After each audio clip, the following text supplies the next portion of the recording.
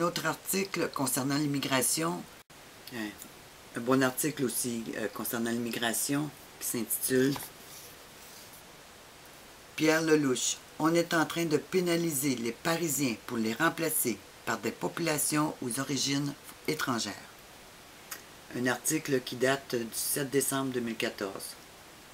La mairie de Paris va étendre à 257 immeubles en copropriété un droit de préemption renforcé qui lui permettra de créer des logements sociaux au sein de ces immeubles. Une mesure vertement critiquée par l'UMP. Bon, l'UMP, là, hein, prenez-en puis laissez-en parce que l'UMP est très impliquée dans tout ça aussi, mais présentement, elle joue son jeu. Une délibération soumise au vote des élus lors du prochain Conseil de Paris, 15, 16 et 17 décembre, permettra d'appliquer ce droit de préemption urbain renforcé, entre parenthèses DPUR, parenthèses, à 257 adresses, représentant 8021 logements.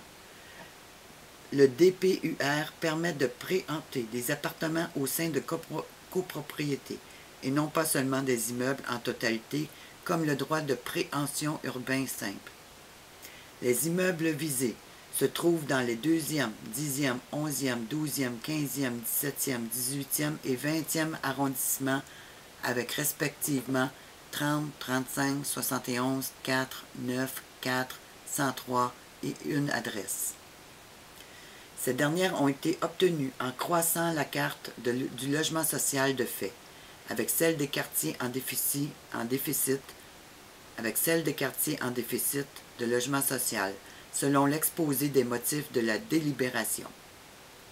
Le projet de la mairie a rencontré l'opposition unanime de l'UMP et la relative bienveillance de l'UDI.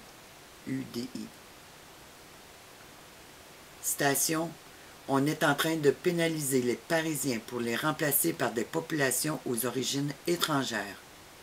Mon job, c'est quand même d'aider d'abord mes électeurs, si possible des citoyens français, à se loger. Quand vous créez une clientèle de gens qui vous doivent leur logement, c'est un bureau de vote qui va passer à la majorité en place. » A fustigé sur RTL le député UMP Pierre Lelouch. M. Brossat a vivement dénoncé un propos raciste. Il est affligeant que la droite parisienne reprenne à son compte la théorie du grand remplacement, a-t-il réagi auprès de l'AFP. Si je comprends bien, on va réquisitionner des appartements dans des immeubles en France. De force, on va obliger les propriétaires à accepter cette immigration dans leurs blocs appartements, dans leurs immeubles. Mais moi, j'ai lu il y a quelques années qu'un des projets de ces groupes radicaux musulmans, c'était justement de s'en aller dans ces grands immeubles, un peu partout. Puis que lorsqu'ils seront activés ou qu'ils en recevront l'ordre, ben, ils devront faire exploser l'immeuble. Alors, c'est une bonne idée hein, qu'ils ont à Paris de vouloir étendre ça à 257 immeubles. Ne craignez-vous pas pour votre vie? Un article du 5 décembre 2014 qui s'intitule « Chrétiens et musulmans, des leaders envoient un signal de paix ». Clôture du troisième sommet de responsables et chercheurs au Vatican. Rome, le 5 décembre 2014. Zénith, organisation de Anne Curian. Le troisième sommet des responsables et chercheurs chrétiens et musulmans. Troisième Christian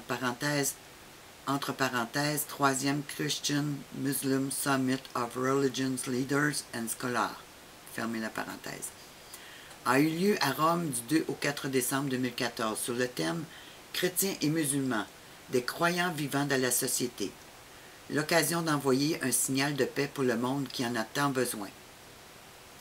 L'événement rassemblait des chrétiens, catholiques et anglicans épiscopaux, et musulmans, sunnites et chiites, sous la houlette du Conseil pontifical pour le dialogue interreligieux, afin de promouvoir les relations interreligieuses et interculturelles et de se pencher sur les conflits entre les membres des deux religions.